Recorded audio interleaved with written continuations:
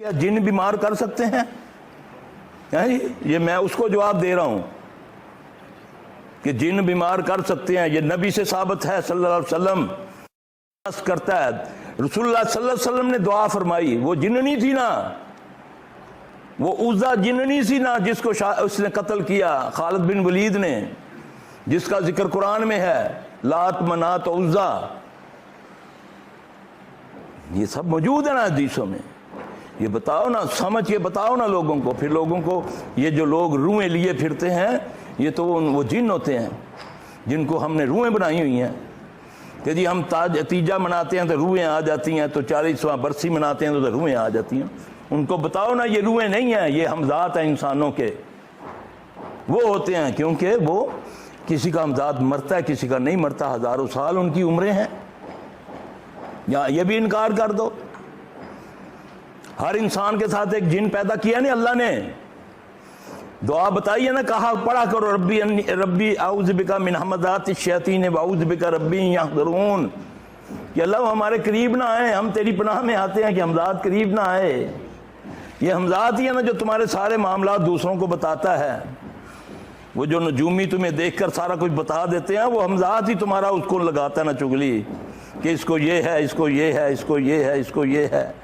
کیونکہ نبی پاک صلی اللہ علیہ وسلم پر تو وہی آتی ہے، تو آپ صلی اللہ علیہ وسلم کو پتہ چلتا ہے۔ تو اس ظالم کو کیا پتا کہ یہ مجھے دیکھتے ہی بتا رہا ہے کہ تم یہ کرتے ہو، یہ کرتے ہو، تم نے یہ کیا، تم نے 20 سال پہلے یہ کیا، 50 سال پہلے یہ کیا، تیری پاکٹ میں یہ پڑا ہوا ہے، تمہارا یہ ہے۔ یہ کیا ہے؟ یہ ایمان کی آزمائش نہیں ہے؟ بتاؤ نا وہ آدمی کیا سوچے گا جس کو اگر اس کی بیک گراؤنڈ نہیں پتا، کسی جگہ جاتا ہے، دوسرے ملک میں جاتا ہے، ایک بندہ کہتا ہے یار تم یہ ہو، تم یہ ہو، تم یہ ہو، وہ تمہاری ساری باتیں بتا دیتا ہے۔ آؤ نا نبی صلی اللہ علیہ وسلم سے پوچھو یہ کیا ہے، تمہیں بتائیں گے نا نبی صلی اللہ علیہ وسلم۔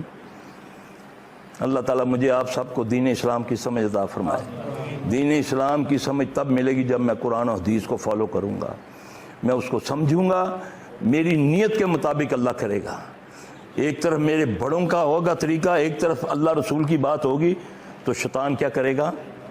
وہ بڑوں پر ترجیح دے گا۔ تو اللہ نے یہ بات قرآن میں نقل فرمائی ہے، وَإِذَا قِيلَ لَهُمْ تَعَالُوا مَا أَنزَلَ اللَّهُ وَإِلَى الرَّسُولِ قَالُوا حَسْبُنَا مَا وَجَدْنَا إِلَيْهِ آبَاءَنَا، جب انہیں کہا جاتا کہ آؤ اللہ اور اس کے رسول کی طرف آ جاؤ، تو یہ کیا کہتے ہیں؟ کہتے ہیں نا لوگ کہ ہمارے آباء و اجداد کو غلط ہے، یہ تو اللہ نے نقل کر دی ہے۔ دین اللہ اور اس کے رسول کی بات کا نام ہے۔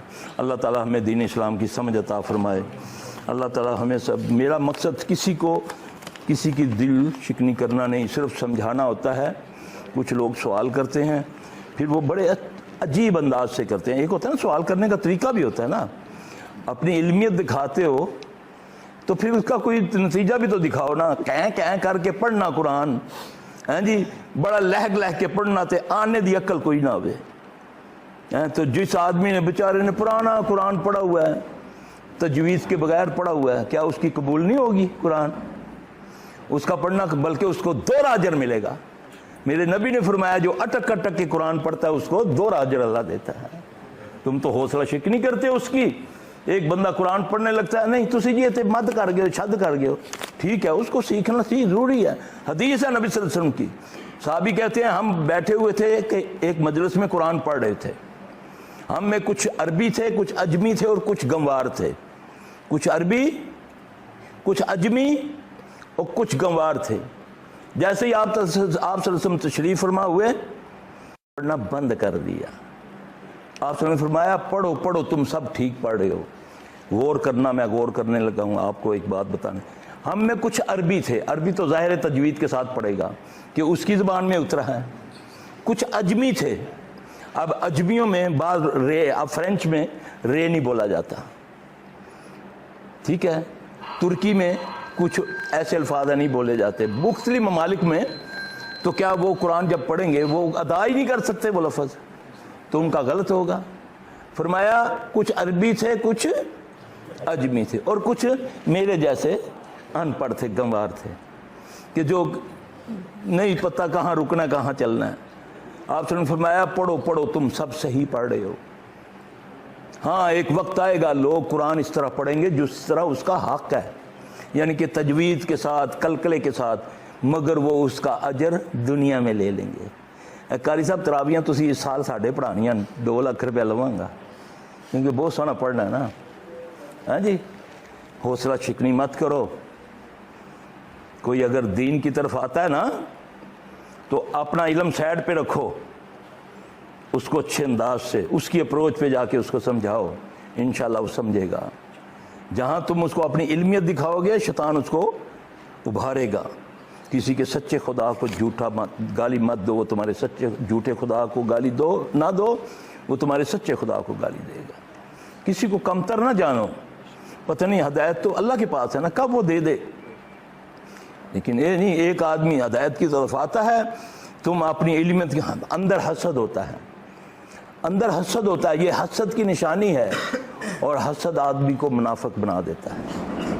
وہ منافق کا سب سے بدترین درجہ جو ہے نا، جس کے بارے میں نبی صلی اللہ علیہ وسلم نے فرمایا کہ دوزخ بھی اس سے پناہ مانگتی ہے، جو منافق کے لیے سب سے بدترین درجہ دوزخ کا، اس کا نام بتایا، اس کا نام ہے جبل حزن۔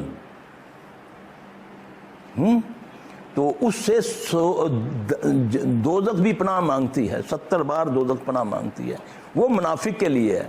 جب حسد آتا ہے تو پھر انسان کے اندر نفاق آتا ہے۔